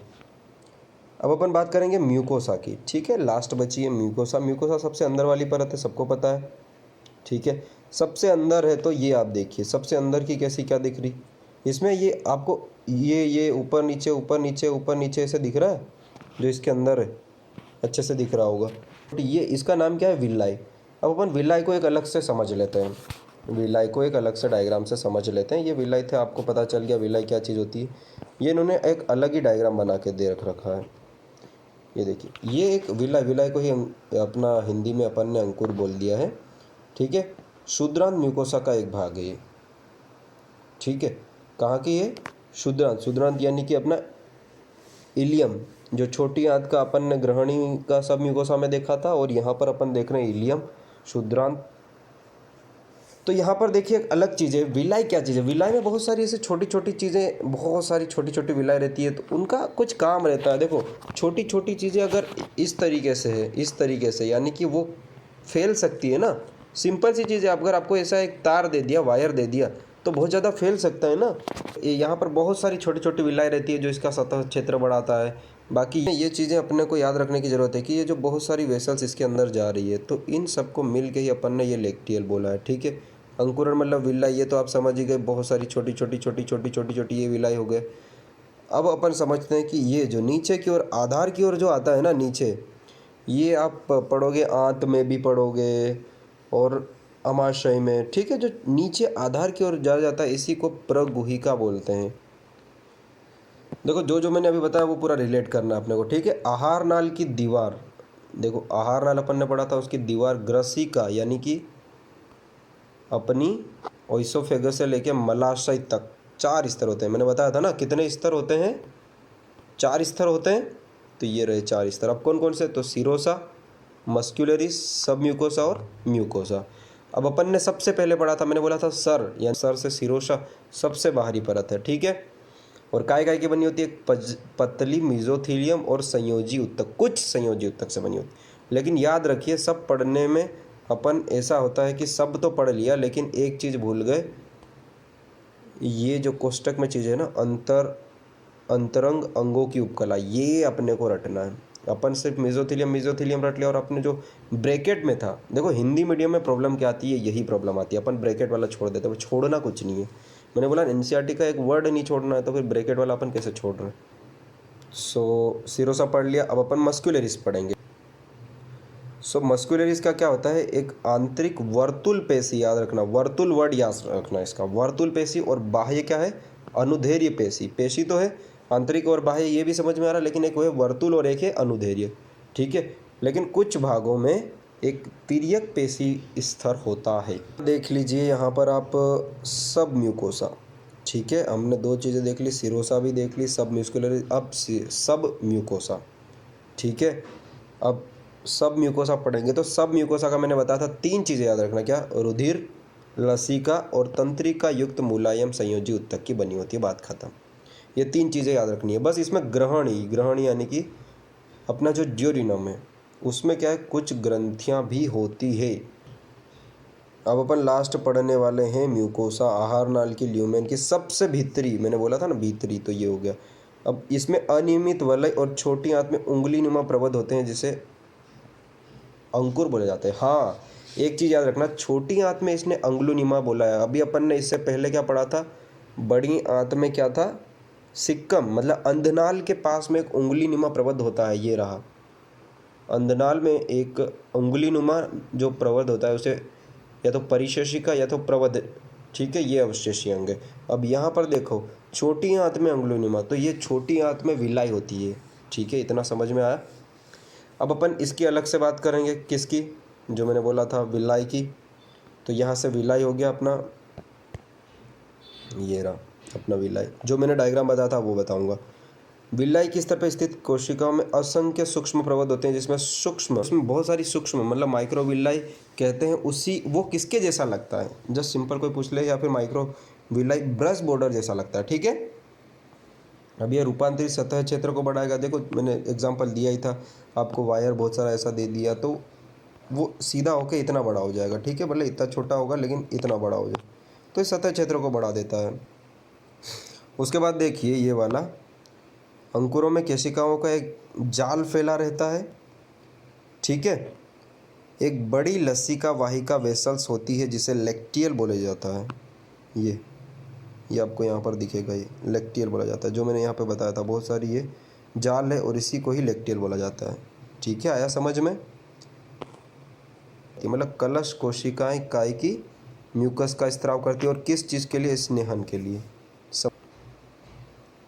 सो ये क्या लिख रखा, अमाशय और आंत में स्थित अंकुरों के बीच में लिंबरहूत की कुछ ग्रहणी, मतलब इसको अपन ने बोला था जो आधार में उसके प्रयोग होगा। और इसका भी काम कोई पूछे कि इसका काम है क्या, इसमें भी कुछ ग्रंथियाँ निर्माण करती है, ठीक है। लेकिन कहाँ कहाँ पर याद रखना, अमाशय और आंत। अमाशय की जगह अगर इसने ओइसोफेगस डाल दिया या फिर कुछ और डाल दिया तो ये गलत लाइन हो जाएगी, ठीक है। तो अभी अपना एक टॉपिक ख़त्म हुआ है यहाँ पर अपन पाचन ग्रंथियाँ भी इसी वीडियो में कवर करेंगे, क्योंकि पाचन अपन ने पूरा पाचन तंत्र पढ़ लिया। देखो अभी अपन ने क्या पढ़ लिया है पूरा, जैसे कि मैंने बताया था यहाँ पर अपन ने पूरा यहाँ से पाचन ग्रंथ सब पढ़ लिया, सबके नाम क्या, अवरोधी, जो भी नीट में क्वेश्चन आएगा हर एक चीज़ पढ़ ली। यहाँ ग्रेसनी, ओइसोफेगस, अमाशय, ये वो, खाना आराम से अपन ने पहुंचा दिया। अब बस ये कि यहाँ से खाना पहुंचा तो कौन कौन से रासायनिक, अपन ने यांत्रिक पूरी पढ़ ली, अब रसायन भी तो कुछ ना कुछ मिलेंगे ना बाबा, तो वो रसायन कौन कौन से मिलेंगे वो अपन पढ़ने जा रहे हैं, ठीक है।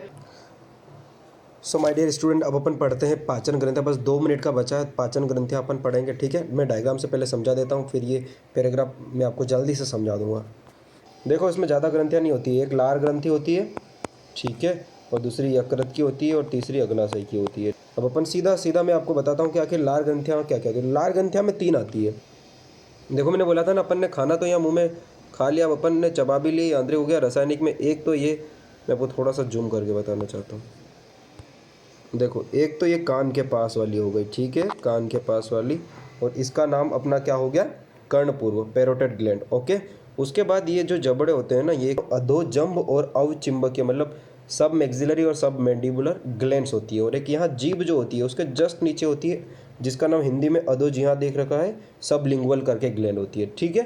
तो लार में क्या क्या है, एक तो ये हो गई अपनी पैरोटिड, फिर ये इसके नीचे जो एक ही नाम दे रखा है इन्होंने साथ साथ में, सब मैक्सिलरी, सब मैंडिबल, और एक ये जीभ के नीचे होती है जिसे सब लिंगुअल या फिर अधोजिह्वा बोलते हैं। तो आई होप कि ये समझ में आया होगा। यहाँ पे कुछ कुछ चीज़ें लिख भी रखी है जो मैं बता दूँ, ये अधोजंब, और इसने दूसरा नहीं लिख रखा है जिसको अवचुंबकीय करके लिख रखा है, मतलब ये सब मैक्सिलरी, सब मैंडिबल और अधोजिह्वा, मतलब ये जीभ के नीचे होती है जिसको सब लिंगुअल बोलते हैं, ठीक है।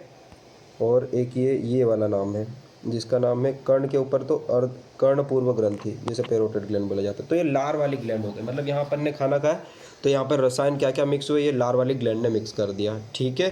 अब अपन नेक्स्ट जो पढ़ेंगे, जो सबसे बड़ी ग्लैंड है, मैं आपको बता दूं कि सबसे बड़ी जो ग्लैंड है हमारी बॉडी की, उसका नाम क्या है, लीवर, ठीक है। तो मैं आपको अच्छे से समझाना चाहता हूँ, ये रहा अपना लीवर, ये ग्लैंड है माय डियर फ्रेंड्स, क्या है, ग्रंथि। हमारी बॉडी की सबसे बड़ी ग्रंथि ये होती है, और इसका वजन देखा जाए तो कितना है, 1.2 से 1.5, यानी 1 किलो 200 ग्राम से लेके 1.5 किलो, ठीक है। मैं बहुत सिंपल भाषा में, ताकि एग्ज़ाम में आपको याद हो जाए।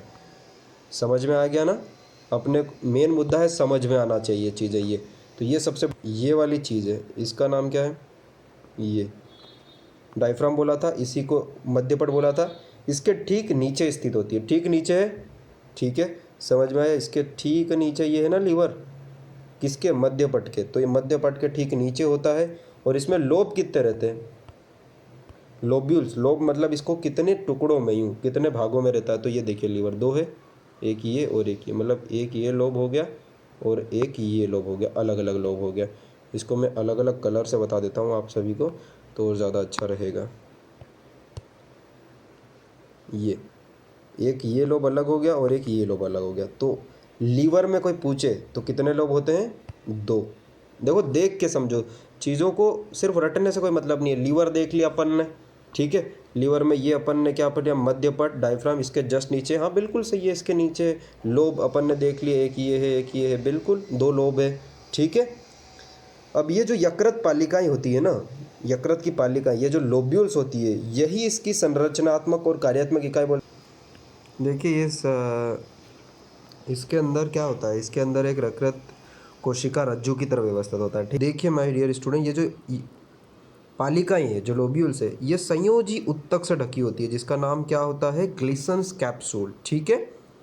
अब मैं आपको अच्छे से बताने जा रहा हूँ, बहुत ही अच्छी चीज़ वो आपको समझनी है कि ये जो लीवर होता है ना, यकृत होता है, ये किसकी स्त्राव करता है? तो पित्तरस की, ठीक है। और पित्तरस का स्त्राव करती है, तो इसके अंदर ये आपको छोटा सा दिख रहा है, ये आपको पित्ताशय दिख रहा है, जो अलग ही बना रखा है, ठीक है। मैं आपको अच्छे से एक्सप्लेन करता हूँ। पित्ताशय ये किसको बता रहा है? ये वाला, ठीक है। जो पित्त रस लीवर सिक्रीट करते हैं, वो इसी के अंदर क्या होता है? सांद्रित भी होता है और जमा भी होता है, ठीक है। अब इसको दूसरे डायग्राम से समझते हैं जो अपनी एनसीईआरटी में दे रखा है। देखिए ये वाला डायग्राम अपने को समझना है। ये रहा अपना जो मैंने बोला था पित्त रस, यहाँ पर पित्त रस होगा, सांद्रित हो रहा होगा, जमा भी होगा, ठीक है। अब यहाँ से जो पित्ताशय, इसका नाम है पित्ताशय, यहाँ से जो वाहिका निकलती है उसे पित्ताशय वाहिका निकलती है। और जो यकृत वाहिनिका, मतलब यकृत के दो लोब्यूल्स है, इस वाले लोब्यूल्स में ये बना है, एक यहाँ पर लोब्यूल्स है, तो जो यकृत से वाहिनिका निकलती है उसे क्या बोला जाता है? यकृत वाहिनिका। अब मैं आपको दूसरे एक कलर लाता हूँ, उससे समझाता हूँ, ठीक है।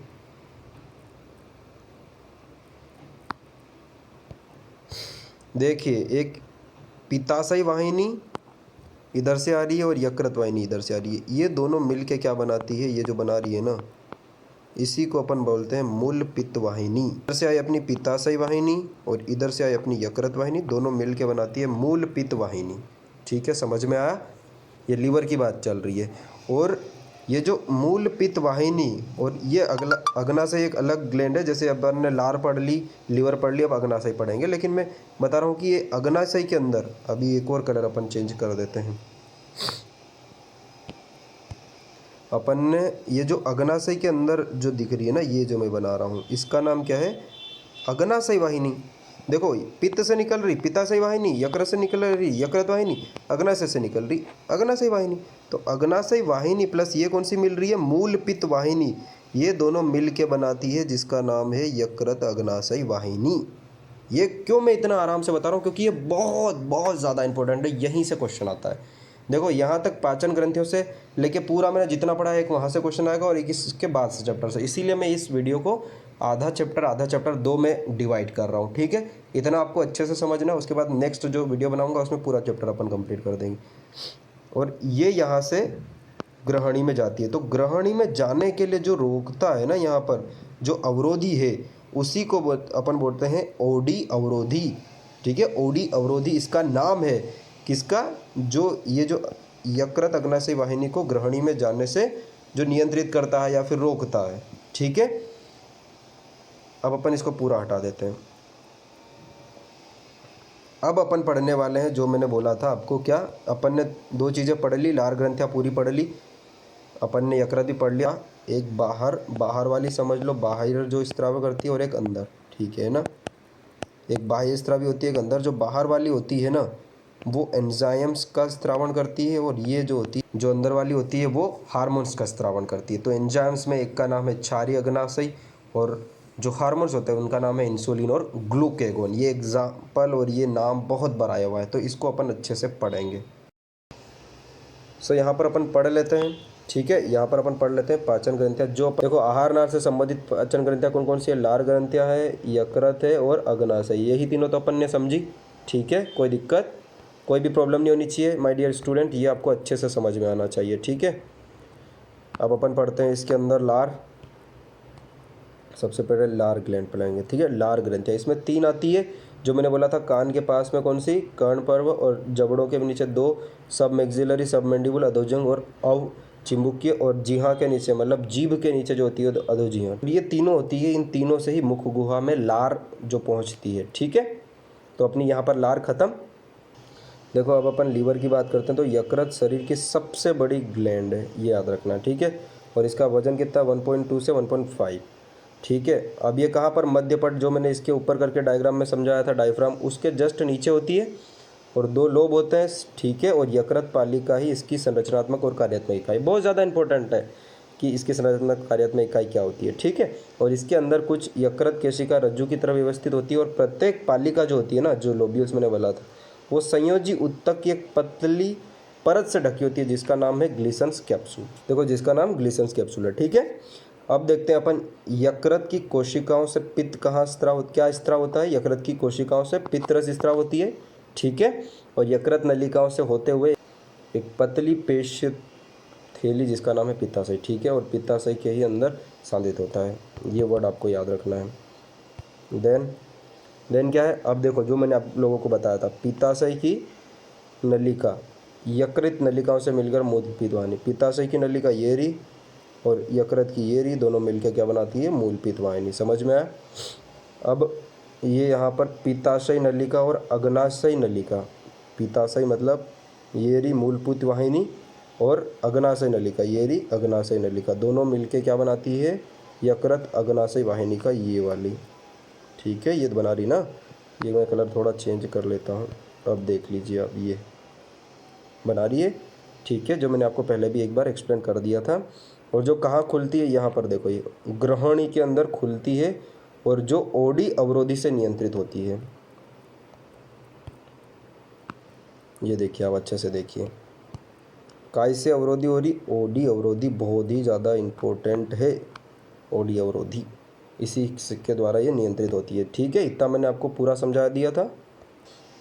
देखिए उसके बाद क्या लिख रखा है इसने, अग्नाशय सी आकार के ग्रहणी के बीच स्थित एक लंबी ग्रंथि है, ठीक है। सी आकार की थी ना, मैंने पहले भी बताया था, सी या यू कुछ भी समझ लो, ये ग्रहणी का बोल रहा है, डियोडिनम, ठीक है, डियोडिनम के आकार में एक लंबी ग्रंथि है, ठीक है, इसके बीच ही तो है ये, तो इसके बीच लंबी ग्रंथि है जो दो चीज़ें बताती है, बाह्य स्त्रावी और अंत स्त्रावी होती है, दोनों ग्रंथियों की तरह कार्य करता है, ठीक है, दोनों ही ग्रंथियों की तरह। बाहर वाली मैंने बताया था, बाहरी ग्रंथि ये क्षारीय अग्नाशय स्त्राव करती है, जो क्या होता है, एंजाइम, ये वर्ड याद रखना, ये सभी को पता होता है कि बाह्य स्त्रावी होता है, क्षारीय अग्नाशय स्त्राव करती है, ठीक है, लेकिन है क्या ये चीज़, हार्मोन है या एंजाइम? और अंदर वाली जो अंदर की चीज़ें हैं वो इंसुलिन और ग्लूकागोन करती है, और ये दोनों है हार्मोन।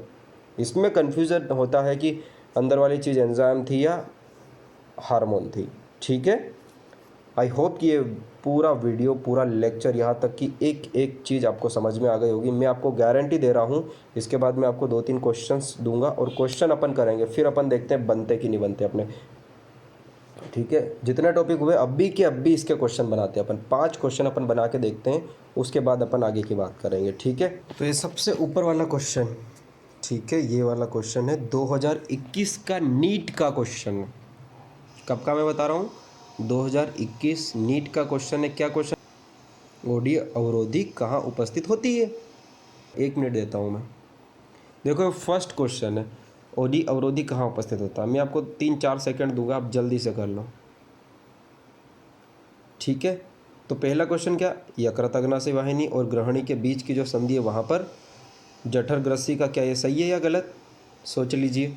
अब जठर ग्रसिका मतलब ये तो 100% आपको गलत कर देना चाहिए, क्योंकि ग्रसिका का मतलब क्या होता है, ग्रसिका का मतलब ओइसोफेगस, ओइसोफेगस में तो कोई अपन ने ऐसी कोई ग्रंथि ही नहीं पड़ी, तो ये गलत हो गया। अग्र क्षुद्रांत मतलब छोटी आंत वगैरह की बात हो रही है, ये छोटी आंत में तो अपन ने कुछ नहीं पढ़ा ऐसा, ओडी अवरोधी। अब त्रिकांत संधि ये भी नहीं पढ़ा, तो ये मैं आपको एग्जैक्ट बता देता हूँ कि कहाँ पर है, ठीक है। अभी जस्ट मैंने आप सभी को बताया था, क्या क्वेश्चन आया है, ओडी अवरोधी, ओडी अवरोधी कहाँ कहाँ पर है, तो यकृत अग्नाशय वाहिनी और ग्रहणी, जहाँ खुलती है वहाँ, तो यकृत अग्नाशय वाहिनी और ग्रहणी की संधि में।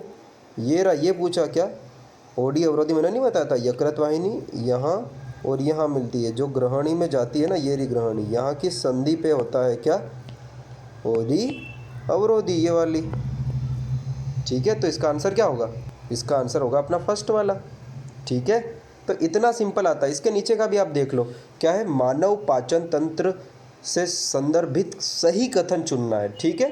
तो चुन लीजिए, पहला अपन पढ़ते हैं, सिरोसा, सिरोसा से याद आया सर, सर यानी सबसे बाहर, आहार नाल की सबसे अंदर की, तो पहली लाइन 100% गलत हो गई, मैंने जैसा बताया वैसा है। और शुद्रांत मतलब क्या हो गया, इलियम, छोटी आंत की जो 3 भाग होते हैं उसी की सबसे लास्ट वाली इलियम, सबसे कुंडलित, मतलब बहुत ज़्यादा 100% ये राइट या गलत आप सभी सोचिए। उसके बाद की अपन पढ़ते हैं क्रमिरूप परिशेषिका, क्रमिरूप परिशेषिका ग्रहणी से उत्पन्न होती है, ग्रहणी मतलब डियोडिनम, छोटी आंत की सबसे पहली जो सी शेप की होती है वहाँ से उत्पन्न होती है, नहीं, ये तो अंधनाल से उत्पन्न होती है ना, तो ये भी गलत हो गया।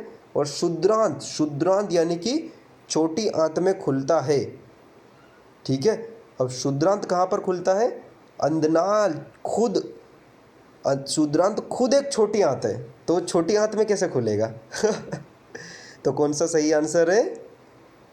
हमारा बी वाला, शुद्रांत अत्यधिक कुंडलित भाग है। ये भी मैं आपको बताता हूँ। देखो सबसे पहले ये वाला आया था सिरोसा, सबसे अंदर वाला। ये दिख रहा क्या? ये सबसे अंदर है क्या? सबसे बाहर। तो ये वाला गलत हो गया, ठीक है। उसके बाद सेकंड है अपना शुद्रांत, तो ये रहा। यहाँ पर मैं आपको बताता हूँ कैसे आया था ये क्वेश्चन, ठीक है। सारी चीज़ें बताऊँगा। ये रहा शुद्रांत। शुद्रांत लंबी कुंडलित, मतलब अत्यधिक कुंडलित है।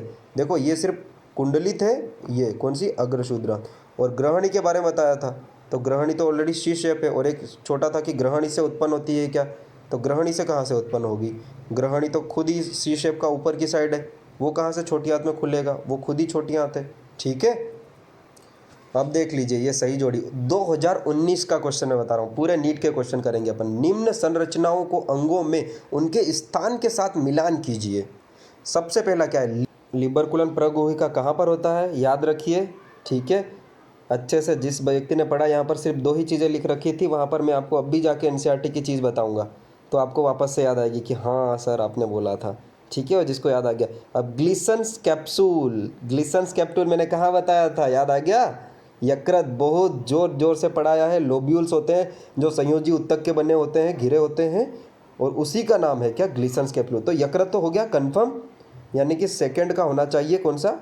चौथा। तो कौन कौन सा? पहला गलत हो गया, दूसरा गलत हो गया, या तो सी होगा या तो डी होगा, ठीक है। गलत गलत को छोड़ देना। अब उसके बाद लैंगरहैंस द्वीप अपन ने नहीं पढ़ा, ऑल राइट, नो इश्यू। और फिर ब्रूनर्स ग्लैंड। अब आपको देखो, ब्रूनर्स ग्लैंड मैंने नाम तो नहीं बताया, लेकिन मैंने आपको हिंट दी थी। क्या हिंट दी थी? मतलब मैंने आपको एक चीज़ बताई थी, सब म्यूकोसा में, याद रखो आप, सब म्यूकोसा में ग्रहणी एकमात्र ऐसी चीज़ है जहाँ पर ग्रंथियाँ होती है, यानी कि डी का सेकंड होना चाहिए। देखिए यहाँ पर है क्या? लिबरकुलन प्रगृहिका, ये रही। इसकी सही जोड़ी में क्या था? ये देखो, इसकी लाइन पढ़ते हैं अपन। म्यूकोसा अमाशय और आंत में स्थित अंकुरों के आधार के बीच लिबरकुलन प्रगृहिका की कुछ ग्रंथियों का निर्माण करता है। तो क्या? या तो अमाशय आना चाहिए, ये तो आंत। आंत मतलब कोई सी भी, या तो छोटी या बड़ी, कोई सी भी चलेगी, लेकिन आंत, ठीक है। तो ये यहाँ से बना था, ये रहा अपना लिबरकुलन प्रगृहिका, ठीक है। और इसका क्या आना चाहिए था? छोटी आंत। तो पहले का तीसरा, यानी कि ए, बी और डी, यानी कि इससे कौन सा कट जाता? अपना सी वाला, जिसको पहला पता है। और ग्लिसन्स कैप्सूल तो हर किसी को पता होना चाहिए, यकृत की जो ढकी हुई रहती है लोब्यूल्स, उसी को बोले देता है, ठीक है। और ब्रूनर्स ग्लैंड लास्ट वाला जो मैंने बताया। अब ग्लिसन्स का कैप्सूल भी बता देता हूँ, ये तो सिंपल है, ये रहा अपना एक पतली भित्ति जो ग्लिसन्स कैप्सूल। और ये पूरे पैराग्राफ किसका है? तो अपना यकृत का, ठीक है। यकृत में ही तो है ये सब। और ये ब्रूनर्स ग्लैंड जो मैं ग्रहणी का बता रहा था, वो बताता हूँ। सब म्यूकोसा में जाना है। ये कहाँ से पूछा? देखो थोड़ा सा इसने बताया है, लेकिन देखो ग्रहणी, ग्रहणी आपको अच्छे से दिखेगा। ये रहा ग्रहणी, इसमें कुछ ग्रंथियाँ भी सब म्यूकोसा में पाई जाती है, ठीक है। अब देखो इसमें कोई दिमाग लगाने वाली बात नहीं है दोस्त, कोई दिमाग लगाने वाली बात नहीं है।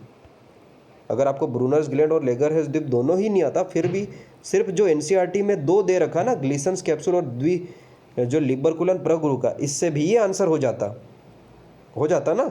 देखो ना, फर्स्ट वाले से कौन सा अपने को पता चल जाता कि अपना सी नहीं है, क्योंकि लिबरकुलन प्रगृहिका आंसर है छोटी आंत। छोटी आंत के हिसाब से अपना थर्ड वाला आंसर गलत हो गया। और ग्लिसन्स कैप्सूल के हिसाब से यकृत में रहती है, तो सेकंड का क्या होना चाहिए? फोर्थ। तो फोर्थ सिर्फ सी और डी में है, और सी तो ऑलरेडी गलत हो चुका है, तो डी अपना आंसर। देखो कभी कभी सब चीज़ें करने की ज़रूरत नहीं होती है, ठीक है। अगला क्वेश्चन, अब जो अगला क्वेश्चन पूछ रहा हूँ 2018 का, निम्नलिखित में से कौन सा परिभाषित शब्द मानव दंत विन्यास को वर्णित करता है? ठीक है, जिसको अच्छे से पता है वो दिमाग लगा के बता देगा। मैंने अच्छे से बताया था क्या? एक जो सांचे में धसे हुए होते हैं, ठीक है, उसको अपन गर्त दंती कहते हैं। यानी गर्त दंती किस में आ रहा है? फर्स्ट वाले में आ रहा है क्या? नहीं, तो फर्स्ट वाला तो गलत हो गया ना। सेकंड वाला बिल्कुल आ रहा है, थर्ड वाला भी आ रहा है, फोर्थ में भी नहीं है, तो गलत। और जीवन में 2 बार दांत आते हैं, तो कौन सा आना चाहिए? द्विबार दंती, मतलब फर्स्ट में 1 बार दंती। फर्स्ट तो गलती हो गया, अब छोड़ो, बी और सी अपन देखते हैं। द्विबार दंती सी में भी है, डी में भी। अब अपने को दिमाग लगाना पड़ेगा, कौन सा? समदंती तो अपन ने सुना ही नहीं, विषम दंती मतलब अनेक प्रकार के होते हैं। अब इसको वापस से आपको बताता हूँ जो मैंने आपके लिए बना के रखा है। ये छोटा सा बिगड़ा हुआ मैंने चार्ट आपके लिए बनाया था जिसमें अच्छे से लिखा हुआ है गर्त दंती, द्विबार दंती और विषम दंती। सिंपल, यही तो क्वेश्चन है। तो कौन सा अपना हो गया? द्विबार दंती, गर्त दंती और विषम दंती, यानी अपना आंसर है बी। ठीक है। अब इसके बाद का जो मैं आपको क्वेश्चन पूछता हूँ, एक 2 वर्ष के शिशु को क्रीड़ा पाठशाला में प्रवेश दिलाया गया। ठीक है। वहाँ दंत परीक्षण पर दंत चिकित्सक ने पाया कि शिशु के 20 दांत हैं। कितने? 20। अब शिशु के कौन से दांत अनुपस्थित थे? अब दिमाग लगाइए आप। कृतज्ञ मतलब इंसिसर, रद्रक मतलब केनायन, अग्रचवर्णक प्रीमोलर और चवर्णक मतलब मोलर। फॉर्मूला क्या था? 2102, 2102, यानी कि कृतज्ञ है, रत्नक है और अग्रचवर्णक नहीं है, प्रीमोलर। सिंपल मैंने बताया था। ये पूरा क्वेश्चन घुमाया उसने। असली में बस सिर्फ सिंपल पूछना चाहता है कि बच्चों में कौन सा दांत नहीं होता है। ठीक है। तो इस प्रकार से दिमाग लगा। अब मेरे को बताओ, जो मैंने पढ़ाया, जो इस वीडियो में मैंने पूरा बताया एनसीईआरटी से, वहाँ से एक भी लाइन, एक भी पॉइंट मिस हुआ क्या? तुम बताओ। अगर आप नीट 2018, 17, 19 या फिर 20, 21 कोई सा भी क्वेश्चन आप बना सकते हो, तो ये क्वेश्चन है सबसे धमाकेदार, जो कि नीट कब का होगा? नीट 2023, 2023 का। जी हाँ, अभी 2-4 दिन 5 दिन पहले जो एग्ज़ाम हुई थी ना 7 मई को, उसी का ये क्वेश्चन है। जिस टॉपिक को अपन ने पढ़ लिया, उसको पढ़ने के बाद जो व्यक्ति कर लेगा, मैं समझ जाऊंगा कि उसने बहुत अच्छे से पढ़ लिया। क्या बोला इसने? देखो, क्वेश्चन कैसे भी घुमा सकता है, अपने को आंसर से मतलब। ठीक है। जब अपचयित एवं अनावशोषित पदार्थ सिक्कम में प्रवेश करते हैं, याद रखना, सिक्कम, सिक्कम बोल दिया, इसीलिए मैं बोलता हूँ थोड़ा हिंदी प्लस इंग्लिश नाम भी इसका पढ़ लो। अब आप बोलोगे सिक्कम किसको बोलते हैं? तो सिक्कम बोला जाता है अंधनाल को। अब बोलते हैं जब अपचयित व अनावशयित पदार्थ अंधनाल में प्रवेश करते हैं, तब उनका प्रतिवाह किसके द्वारा रोका जाता? अंधनाल की बात चल रही, तो पहला क्वेश्चन देखो, ये गलत करके आए हैं, जो भी करके आए हैं गलत करके आए हैं। अब जठर ग्रसिका अवरोधी, ठीक है, जठर ग्रसिका, भाई ग्रसिका ओइसोफेगस होती है, मतलब गलती हो गई। ओइसोफेगस और इनका तो कोई कॉम्बिनेशन ही नहीं है। अंधनाल तो बहुत नीचे आ रहा है, छोटी आंत और बड़ी आंत जहाँ मिलती है वहाँ पर। अब दूसरा है पाइलोरिक अवरोधी। पाइलोरिक कहाँ पर होता है? पाइलोरिक, ये भी वर्ड जो इन इंग्लिश में जिसने नहीं पढ़ा बहुत ही गलत हो जाएगा। अभी मैं सारी चीज़ें एक एक करके बताऊंगा। पाइलोरिक जो अपन ने स्टमक पढ़ा था ना, स्टमक, अब उसको भी मैं अमाशय पढ़ूंगा, तो अमाशय का लास्ट वाला पार्ट है। ठीक है, पाइलोरिक उसको बोला जाए, और हिंदी में इसका पूरा अलग ही नाम था, आई थिंक जठर निर्गम करके नाम था। ठीक है। उसके बाद ओडी अवरोधी, ये तो मैंने आपको एग्जैक्ट बता दिया था, 2022 या 21 का क्वेश्चन था। ठीक है, ओडी अवरोधी क्या होता है, ऑलराइट। और उसके बाद है इलियोसिकल वाल। सिंपल क्वेश्चन पूछा था इसने, सिक्कम, और सिक्कम में प्रवेश होता है तो सिक्कम, और उसके पीछे क्या रहता है जो जुड़ता है उसको इलियम बोला जाता है, इसीलिए इसका इलियोसिकल वाल्व नाम पड़ा है। ठीक है, इसका आंसर क्या है मैं अभी बताता हूँ। सबसे पहले फर्स्ट पढ़ते हैं अपन। इसने पूछा क्या है, सिक्कम में प्रवेश। अब सिक्कम में प्रवेश कौन रोकता है, वो डायग्राम बताता हूँ पहले। देखो, ये क्वेश्चन पूछ रहा है सिक्कम, सिक्कम मतलब यहाँ, और इसको बोलते हैं अंधनाल को ही बोला जाता है क्या, सिक्कम। इसीलिए इंग्लिश हिंदी थोड़ा सा नाम अपने को पढ़ना है बेटा, हिंदी मीडियम वालों, नाम पढ़ना है हमें। वहाँ अपन कुछ नहीं कर सकते, मैडम से भी नहीं पूछ सकते, सर से भी नहीं पूछ सकते कि इसका हिंदी वर्ड क्या है। ठीक है, तो यहाँ जो एंटर करता है, मतलब इसका नाम जिसको पता है, इसका नाम क्या है, छोटी आंत में जो शुद्रांत, ये थोड़ा सा अच्छे से बताता हूँ मैं आपको। ठीक है, ये अंधनाल है और ये ऊपर का शुद्रांत, शुद्रांत को ही बोला जाता है क्या, इलियम। और इसका नाम क्या है, इसका नाम है सिक्कम और इसका नाम है इलियम। ठीक है, और इसका नाम है सिक्कम। तो ये क्वेश्चन अपने को पूछा है, क्या क्वेश्चन पूछा है कि सिक्कम में प्रवेश से कौन रोकता है। तो फर्स्ट क्या है, जठर ग्रसिका अवरोधी।